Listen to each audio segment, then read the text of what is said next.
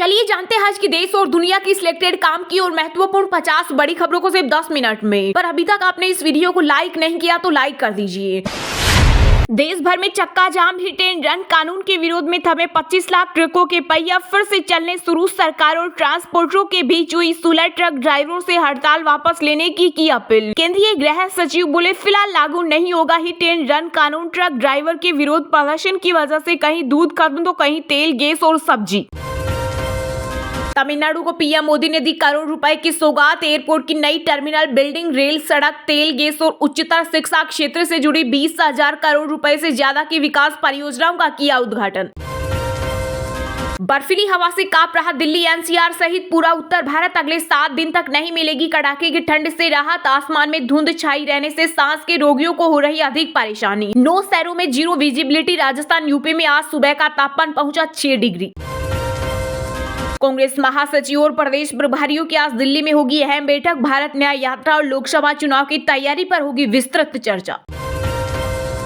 हमने अपनी मस्जिद खुद ही देखी, अब वहां क्या हो रहा। राम मंदिर प्राण प्रतिष्ठा से पहले एआईएमआईएम के अध्यक्ष असदुद्दीन ओवैसी ने मुस्लिम युवाओं को दिया भड़काऊ बयान। कहा इसे 3 और 4 मस्जिदों को लेकर साजिश हो रही, इसमें दिल्ली की सुनहरी मस्जिद भी है शामिल। 14 में आए थे, 24 में जाएंगे। सपा प्रमुख अखिलेश यादव का मोदी सरकार पर तंज। बोले 2024 बदलाव का साल है, इसमें बीजेपी का जाना 100% तय। कनाडा की राजनीति में खालिस्तानियों का हस्तक्षेप। विदेश मंत्री डॉक्टर एस जयशंकर ने चीन, पाकिस्तान और कनाडा को लेकर भारत सरकार की नीतियों पर खुलकर की बात। कहा पाकिस्तान की मुख्य नीति ही आतंकवाद रही, लेकिन भारत ने अब वह खेल खेलना बंद कर दिया है। वहीं चीन को दिया सख्त संदेश। बोले नेहरू नहीं पटेल की नीति पर चलेगी मोदी सरकार।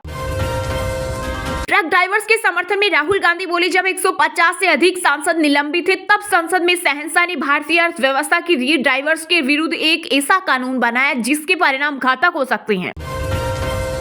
22 जनवरी को पूरी दुनिया को समेट लेगी अयोध्या। राम मंदिर प्राण प्रतिष्ठा कार्यक्रम को लेकर सीएम योगी आदित्यनाथ ने की मंत्री और अधिकारियों संग बैठक। राज्य सरकार के स्तर के सभी आवश्यक प्रबंध करने के दिए दिशा निर्देश। तीसरी बार मोदी सरकार, अब की बार 400 पार। 2024 लोकसभा चुनाव के लिए ये रहेगा बीजेपी का नया नारा। अयोध्या में श्री राम की प्राण प्रतिष्ठा के लिए बिहार में बीजेपी निकालेगी लव कुश रथ यात्रा। आधुनिक सुविधाओं से लेस बस को प्रदेशाध्यक्ष सम्राट चौधरी करेंगे रवाना। सभी जिलों से होकर पहुंचेगी अयोध्या। स्कूली बच्चों की सुरक्षा के चलते योगी सरकार का बड़ा फैसला। अब स्कूल में लाने ले जाने वाले बच्चों की वैन में लगाने होंगे सीसीटीवी। 3 महीने का दिया समय।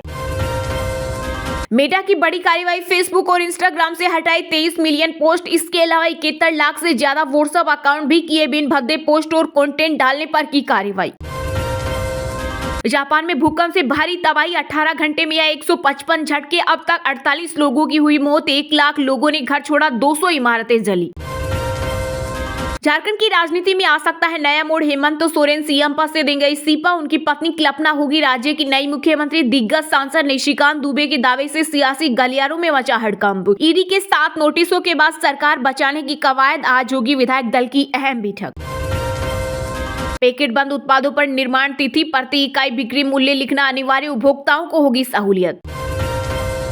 अयोध्या के राम मंदिर के लिए मूर्ति का हुआ चयन। कर्नाटक के फेमस मूर्तिकार योगीराज अरुण के द्वारा बनाई गई राम, लक्ष्मण, जानकी और हनुमान की प्रतिमा गर्भगृह में होगी स्थापित। कश्मीर में तहरीक हुर्रियत को मोदी सरकार ने किया बैन तो पाकिस्तान को लगी मिर्ची। पाक के विदेश मंत्रालय ने कहा भारत इस तरह के फैसले लेकर कश्मीर में इंटरनेशनल लॉ की धज्जियां उड़ा रहा और वहां के लोगों के अधिकारों को कुचलने का काम कर रहा। नीतीश कुमार बन सकते हैं इंडिया गठबंधन के संयोजक। कांग्रेस से मिला ग्रीन सिग्नल, बाकी पार्टियों पर छोड़ा फैसला। जूम पर आज होगी मीटिंग। रूठे नेताओं को मनाने के लिए बीजेपी बनाएगी कमेटी। जेपी नड्डा की अध्यक्षता में दिल्ली में हुई भाजपा की बैठक। लोकसभा चुनाव और रामलला मंदिर प्राण प्रतिष्ठा कार्यक्रम पर हुआ मंथन। देश भर में चक्का जाम, हिट एंड रन कानून के विरोध में थमे 25 लाख ट्रकों के पहिए। कहीं दूध खत्म तो कहीं तेल, गैस और सब्जी। पूरे देश में मचा हाहाकार। बसों के स्ट्राइक से यात्री हो रहे परेशान। हड़ताल से 10 राज्यों में पेट्रोल डीजल की भारी किल्लत। 85% पंप हुए खाली। आधीर रंजन ने बंगाल की सीएम ममता बनर्जी पर लगाया इंडिया गठबंधन को खराब करने का आरोप। टीएमसी ने कांग्रेस के वरिष्ठ नेता को बताया बीजेपी का दलाल। क्या क्या राम मंदिर का फायदा भाजपा को लोकसभा चुनाव 2024 में मिलेगा? सर्वे में आए चौंकाने वाले नतीजे। सर्वे में 55% लोगों ने कहा फायदा मिलेगा, वहीं 30% लोगों ने कहा नहीं मिलेगा, बाकी 25% लोगों ने कोई सही जवाब नहीं दिया। केंद्रीय गृह मंत्री अमित शाह की जम्मू कश्मीर सुरक्षा पर संपन्न हुई हाई लेवल मीटिंग। राष्ट्रीय सुरक्षा सलाहकार अजीत डोभाल की मौजूदगी में जीरो टेरर प्लान से लेकर कानून व्यवस्था की स्थिति पर हुई चर्चा। केंद्र सरकार ने स्कूलों में एडमिशन की उम्र सीमा को लेकर राज्यों को फिर किया सतर्क। उम्र सीमा एक समान रखने का दिया सुझाव, कई राज्य अड़े। मुझे राजनीतिक रूप से खत्म करने की चल रही साजिश। कर्नाटक के उप मुख्यमंत्री डीके शिवकुमार ने मोदी सरकार पर लगाया गंभीर आरोप। साल 2024 को पीडीए एकता वर्ष के रूप में मनाएगी सपा। सुप्रीमो अखिलेश यादव ने किया ऐलान। इंडिया गठबंधन में तनाव के बीच आई बड़ी खबर। कांग्रेस ने सहयोगियों के सामने यूपी, बंगाल और दिल्ली की पसंदीदा लोकसभा सीटों पर ठोका दांव। यूपी के मैनपुरी में पुलिस और ट्रक ड्राइवर के बीच झड़प, पथराव से मची भगदड़। पुलिस ने आंसू गैस के गोले दागे। आधार आधारित प्रणाली के जरिए होगा मनरेगा मजदूरी का भुगतान। केंद्र ने राज्य सरकारों को किया सूचित। सत्ताधीशों के लिए धर्मनिरपेक्षता अपमानजनक बन गई है। सोनिया गांधी ने केंद्र की मोदी सरकार पर बोला हमला। कहा लोकतंत्र को बचाने का दावा करने वाले ही उसे कमजोर कर रहे। आंध्र प्रदेश के सीएम जगनमोहन रेड्डी का साथ छोड़ेगी बहन शर्मिला। जल्द ही कांग्रेस में होंगी शामिल। जापान में 2 विमानों के बीच टक्कर, एक प्लेन में लगी आग, बाल बाल बची सैकड़ों यात्रियों की जान। राम मंदिर प्राण प्रतिष्ठा से पहले 14 से चलेंगी 100 ई बसें। अयोध्या धाम के लिए जनवरी में ट्रेनों में नहीं मिल रही सीटें।